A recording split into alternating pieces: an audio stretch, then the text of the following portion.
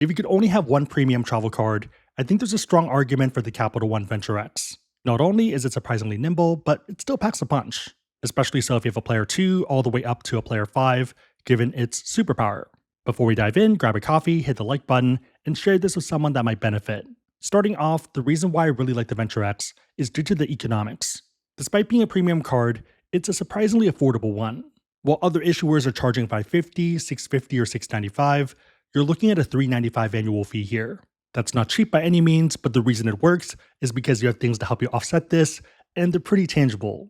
First one is an up to $300 travel credit for bookings through Capital One Travel. All you need to do is book through their platform and you're good to go. You get this every year, so the first year when you get the card, and every subsequent year. The second one is 10,000 bonus miles that are equal to at least 100 in travel every year starting on your first anniversary. So after year 1, after year 2, and so on. If you travel at least once a year, then for most people, you're going to break even. Also, if you are interested in more premium travel, then the card becomes a keeper given the upside and what you can do with those miles. One of my favorite parts is how tangible these are, especially for normal people. This doesn't require monthly credits or fancy gym memberships or shopping at places that you might not like. Next up are the multipliers, which are pretty solid. So awesome for travel, but also everything else. You're going to get 10x miles on hotel and car rentals booked through Capital One Travel, and 5x on flights and vacation rentals through Capital One Travel. Also 5x miles on Capital One Entertainment, which is pretty interesting. For everything else, you're getting 2x miles. There are other cards out there that earn 2% cash back on everything, but 2x miles has more upside, and as someone on Team Travel, it makes more sense to me. Speaking of which, if you do have other Capital One cards like the Saver, then this lets you turn that cash back into miles. I'll cover it more in a future video, but it makes for a pretty amazing 2-card setup. Pretty much the perfect 1-2 punch that punches above its weight class. Okay, so you're pretty much breaking even, and you have pretty good multipliers. What else? One thing Capital One is really pushing with the Venture X card is lounge access. Capital One has been pretty busy. They have 3 lounges right now, so Dallas Fort Worth, Denver, and Washington IAD. These are live and running and pretty solid. There are 2 more coming, one's in Vegas, and the other one's in JFK, New York. Estimates are for 2025, but we'll see what happens. These are pretty much like your standard lounges with food, amenities, workspace, and shower suites. Pretty solid if you are looking to get some work done before your flight, and if you want to get a cocktail or two, especially given how much the airport overcharges for these items. Food, though, in my experience, has just been fine, so there are better places. Access is for you and 2 additional guests. Beyond the 2 guests, it's going to be $45 per additional person. They also are working on something new, and it's already live, and it's called Capital One Landing. Washington, DCA opened late last year, and there's another one coming to LaGuardia, New York. So in some ways, it is similar to the normal lounge where there's a bar and sitting area, but the focus is a bit different. So instead of just having finger food, this is more meant as a restaurant, and it's in partnership with a Michelin-starred chef. The goal is to reimagine the entire airport experience, and I've heard pretty good things. Here, it's going to be you plus 1 guest, so you and a player 2. Additional guests are going to be $45 each. One really cool feature is that you can actually make reservations 1 day to 6 months out before you plan to visit. You also can still do walk-in as well, so you don't have to make a reservation, but if you want to lock it in, you don't want to line up, then that's the move. Initial reviews are pretty awesome, and people seem happy. And it does make sense because it's from an acclaimed chef, and having had his food before, it's been pretty good. Reading from one of the reviews, overall, this was the best airport dining experience I've had. Food was exceptional, and cocktails were well crafted.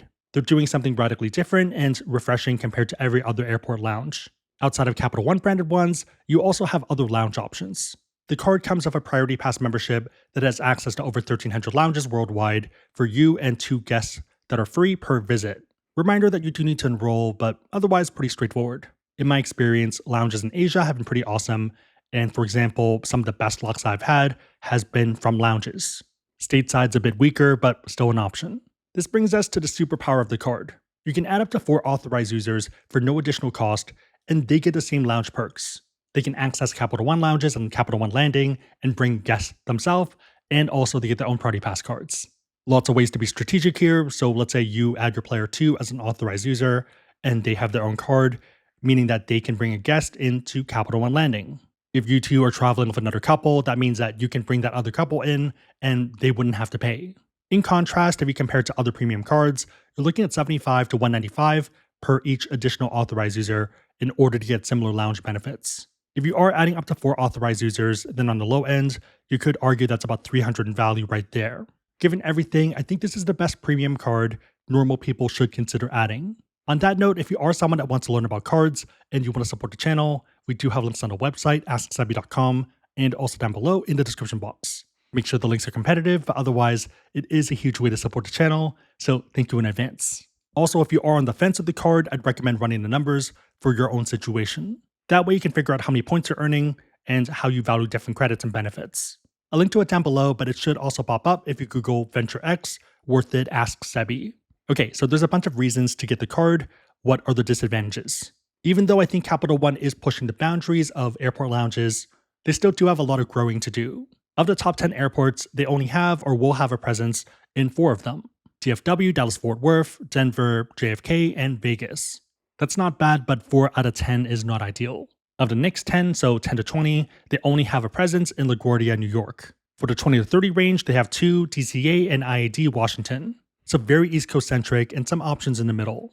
It does kind of make sense because Capital One has their headquarters by Washington, DC. So even though Mandy and I pretty much fly every month, we only end up visiting a Capital One lounge maybe 2 or 3 times a year. It's nice to have, but not a big driver. In contrast, my friend who's an IT consultant ends up flying from New York to DC pretty much every month, so they're getting a ton of value. Another consideration is crowding within Priority Pass. Super competitive credit cards with a ton of benefits is distinctly American. So other countries obviously have cards and they have benefits. The perks are nowhere near as close, or it's just a lot more expensive. The whole effective annual fee thing doesn't exist for most cards. Historically, this has meant that lounges in the US have been pretty crowded, and we're seeing that across the board.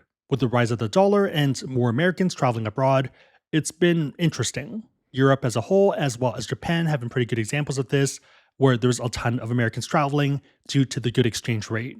So this means more American travelers who have lounge benefits who are now going into these lounges. I feel like back in the day, Europe wasn't too bad for lounges, and recently when I started going, I saw a giant line of 30 people, so it's gotten tougher. But yeah, as long as the US dollar is strong and people are traveling abroad, crowding is going to keep being an issue.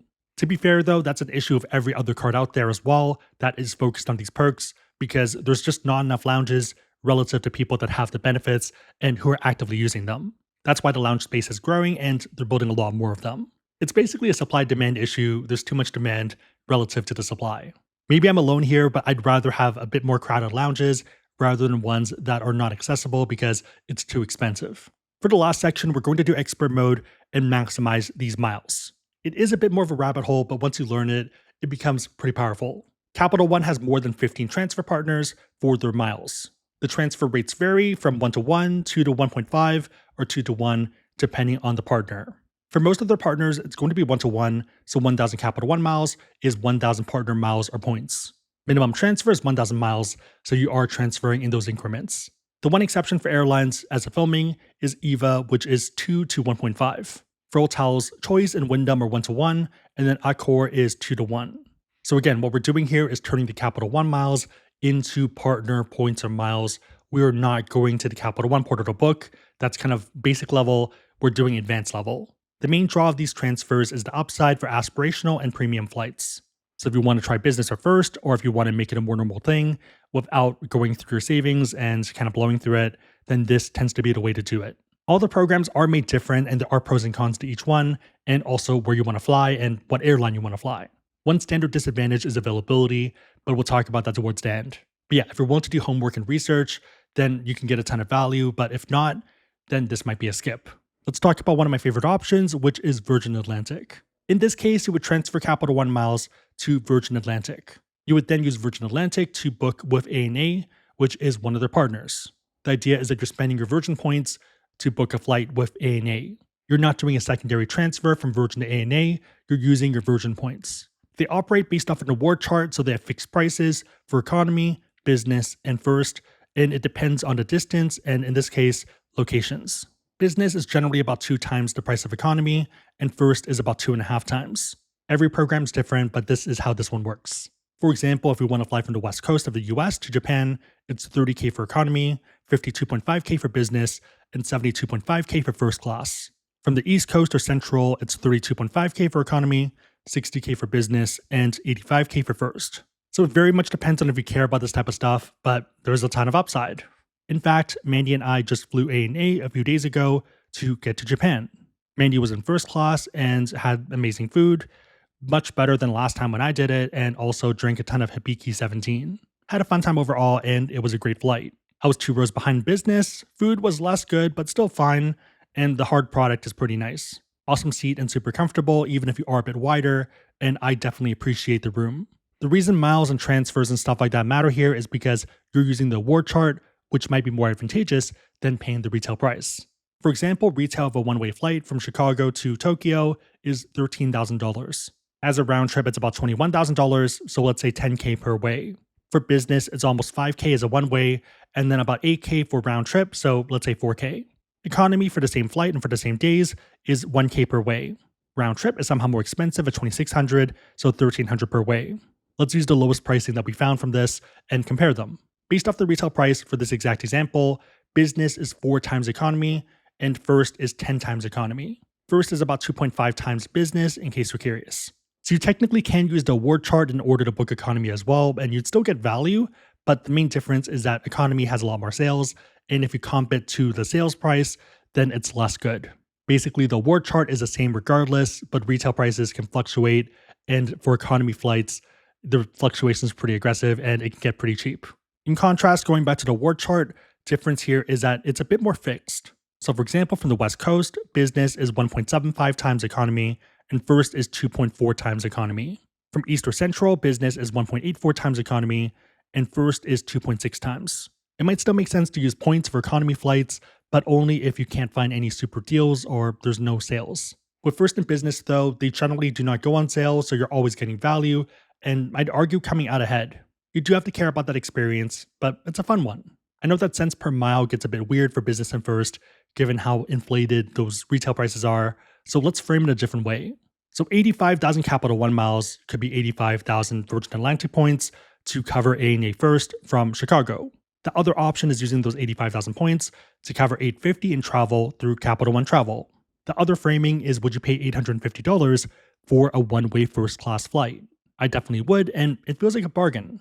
In fact, I've actually paid more for business class flights, one that require a round trip starting from abroad. The one catch of all of this is that availability can be tough, especially if you do have to travel on certain dates, or if you only want to travel during super busy times. So right now, as of filming, this is what first class availability looks like for A&A, and this is through SeatsAero. So even though it says United, Virgin Atlantic generally has the same availability, but at a cheaper price point. The cost you see is what United charges. As you can tell, generally last minute or super far away. For points and mile stuff, they also do drops sometimes, so you'll see a lot of availability, and then people take it, and then it's kind of gone for the quarter or the year. Business is a lot easier though, and again, pricing here is United's, but Virgin Atlantic generally has the same availability, so that's the way to look. First class is nice, but I think business is the sweet spot.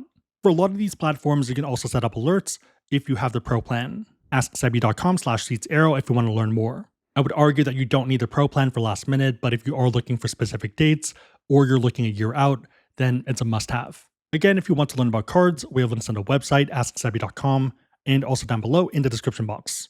If you made it to this point, leave a tumbler glass or whiskey glass emoji in the comments down below, and I'll try to heart it and also respond. 3 questions. Number 1, what are your thoughts on the Capital One Venture X? Number 2, how do you think their lounges and dining options compare? Number 3, more of a fun one, how many authorized users did you end up adding? Let me know and everyone else know in the comments down below. Big favorite, thumbs up, share this, but otherwise hope you liked it. See you next time.